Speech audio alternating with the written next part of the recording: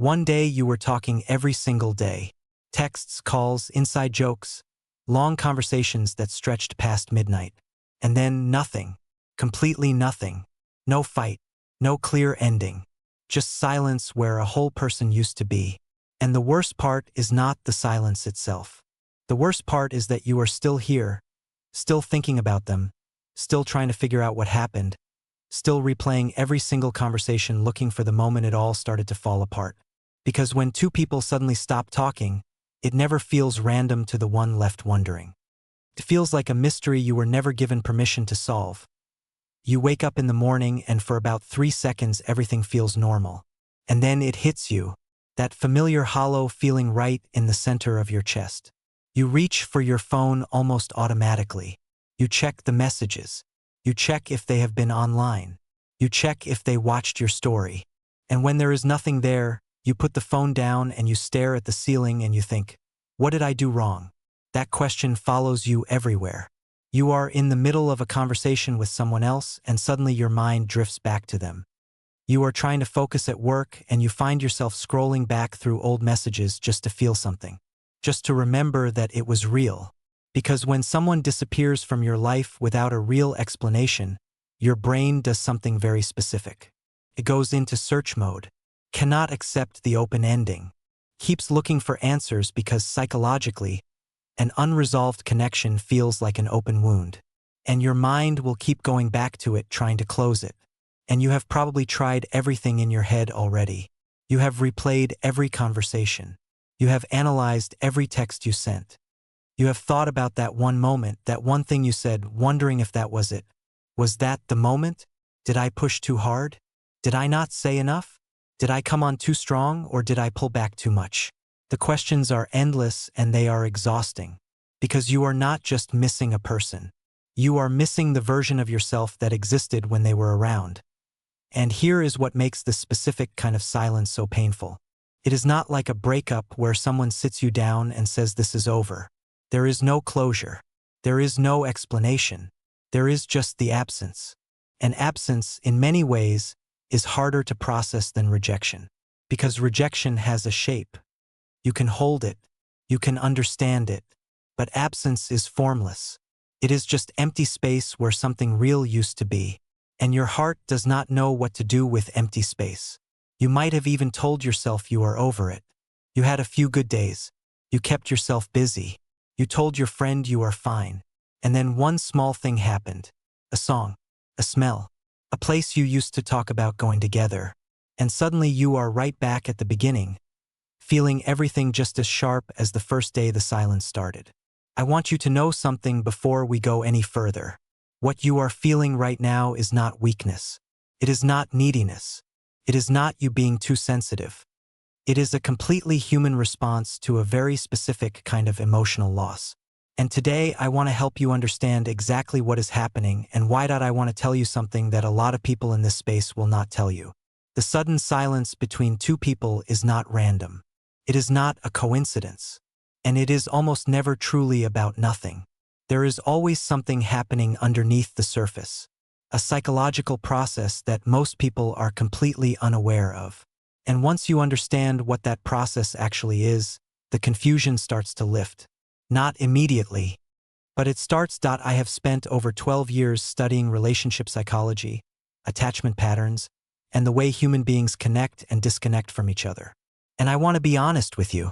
This is not just academic for me. I have been on both sides of this silence.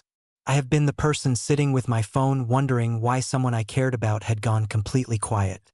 And I have also, in a period of my life I am not proud of, been the person who went quiet, who pulled away without explanation, who let the silence speak because I did not have the words or the emotional tools to say what I actually needed to say. So when I talk about this, I am not talking about it from a textbook. I am talking about it from real experience, combined with years of understanding the psychology behind why it happens. Now here is something that research actually confirms. A study published in the Journal of Experimental Psychology found that being socially excluded or suddenly ignored activates the same region of the brain as physical pain. The anterior cingulate cortex. That is the part of your brain that processes physical hurt. So when someone suddenly stops talking to you and you feel like it physically hurts, you are not being dramatic. Your brain is literally registering it the same way it would register being punched. The pain is real. It is neurological. It is not in your head in the way people mean when they say that dismissively. An attachment theory, which was first developed by psychologist John Bowlby and later expanded by researchers like Mary Ainsworth, tells us something incredibly important about why sudden silence hits some people harder than others. It comes down to your attachment style, the way your nervous system learned to respond to closeness, distance, and uncertainty in relationships. And today what I want to do is walk you through exactly what is happening when two people suddenly stop talking. Not just on the surface level, but deep down, psychologically, emotionally, and in terms of what it actually means for you and your specific situation. Slight eyebrow raise, because here is what most videos about this topic miss completely. They focus on one person, either the one who went silent or the one left behind. But the truth is that when two people stop talking suddenly, there is always something happening on both sides simultaneously. And understanding both sides is what finally gives you the clarity you have been looking for. By the end of this video, you are going to understand why this happened, what it means, what is actually going on inside the other person, and most importantly, what you can do with all of this. So let us get into it. Here is the first thing I want you to understand. When two people suddenly stop talking, it almost never actually happens suddenly. What feels sudden to you has usually been building slowly, quietly, underneath the surface for weeks or sometimes even months before the silence finally arrived. And this is one of the most important things to grasp because it completely changes how you interpret what happened. The psychology behind this is rooted in something called emotional withdrawal. This is when a person begins internally disconnecting from a relationship or a connection before they ever show any external signs of it. They are still texting you. They are still laughing with you. They are still present in the physical or digital sense. But internally, emotionally, they have already started pulling back.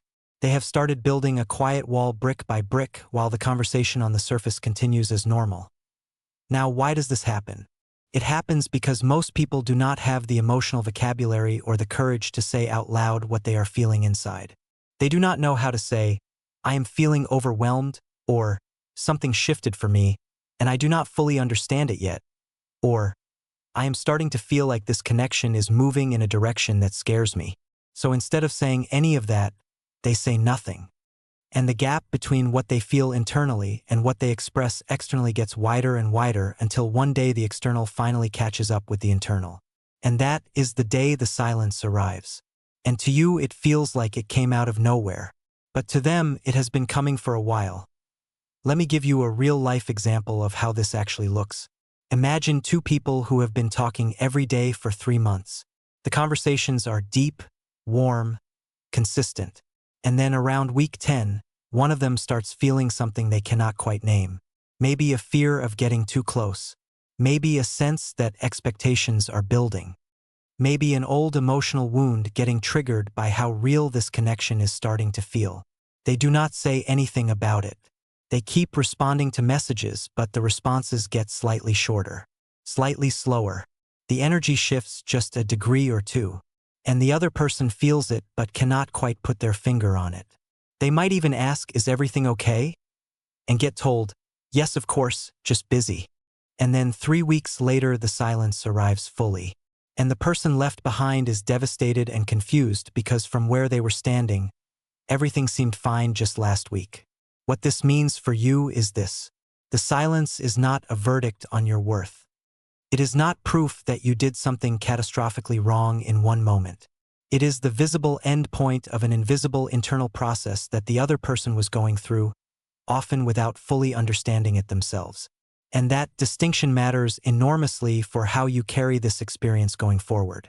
And this next point connects directly to that internal process I just described, because it explains what is actually driving it from a psychological level. Now, this one surprises a lot of people when they first hear it. Because when someone goes quiet on you, your instinct is usually to think they stopped caring, that they lost interest, that you meant less to them than you thought. But in a very significant number of cases, the truth is almost the complete opposite. The silence is not coming from indifference. It is coming from fear. Specifically, a deep and often completely unconscious fear of genuine intimacy. Fear of intimacy is not what most people imagine when they hear that phrase. It is not simply being afraid of getting close to someone. It is more specific than that. It is a fear that activates precisely when a connection starts feeling real, when it starts matching, when the other person starts occupying real emotional space in your life. Because for someone who grew up learning that closeness leads to pain, that vulnerability leads to rejection, that needing someone means eventually losing them, the moment a connection becomes genuinely meaningful is also the moment it becomes genuinely terrifying. The psychology here goes back to early attachment experiences. Psychologist John Bowlby described how our earliest relationships, usually with our parents or primary caregivers, create what he called an internal working model. Essentially a blueprint that your nervous system uses to predict what will happen when you get close to someone. If your early experiences taught you that closeness is safe, your nervous system relaxes into connection. But if your early experiences taught you that closeness leads to abandonment, criticism, engulfment, or emotional unavailability, your nervous system learns to treat intimacy as a threat. And when a threat appears, the nervous system does what it always does. It tries to protect you. And one of the most common forms that protection takes in relationships is withdrawal, distance, silence. Here is what this looks like in real life. Think about a connection that started beautifully. Everything felt natural and easy in the beginning. The conversations flowed. There was warmth and laughter and a sense of genuine understanding between two people. And then something shifted. Maybe you had one particularly vulnerable conversation. Maybe you expressed that this connection meant something real to you. Maybe the two of you got closer than you had been before. And almost immediately after that moment of real closeness, the other person started pulling back. The text slowed down. The energy cooled. And eventually the silence came. Does that sound familiar to you? Because what you just witnessed in that moment was fear of intimacy activating in real time. The closeness felt like danger to their nervous system even if consciously they wanted exactly that closeness. Even if they genuinely cared about you. The two things can exist simultaneously. The caring and the fear. And when the fear is strong enough, it wins. Not because they chose it rationally, but because their nervous system chose it automatically. What this means for you is profound, and I want you to really sit with this. If the silence came after a moment of genuine connection, after something real was shared between you, there is a strong possibility that what drove the silence was not a lack of feeling but an overwhelming amount of it. And that changes the entire story you have been telling yourself about what happened. Here is what this looks like in real life. Think about a connection that started beautifully. Everything felt natural and easy in the beginning. The conversations flowed. There was warmth and laughter and a sense of genuine understanding between two people.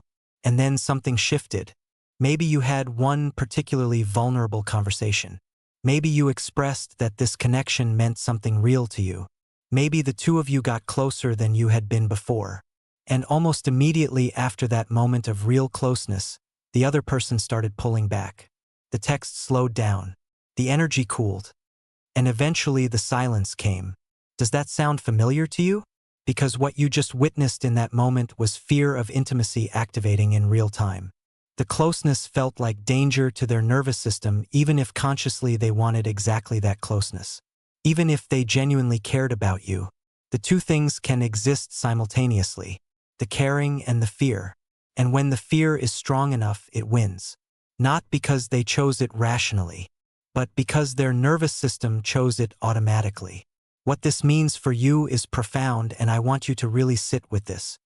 If the silence came after a moment of genuine connection, after something real was shared between you, there is a strong possibility that what drove the silence was not a lack of feeling but an overwhelming amount of it. And that changes the entire story you have been telling yourself about what happened. But here is what I need you to know before you go. Understanding why the silence happened is only half of the equation. The other half, the part that most people completely skip, is understanding what you do with yourself while the silence continues. How you regulate, how you heal, how you stop the spiral before it pulls you under. And that is exactly what the next video is about. Because what happens inside you during the silence matters just as much as what caused it. And I think what I am going to share next might be the most important thing you watch this year.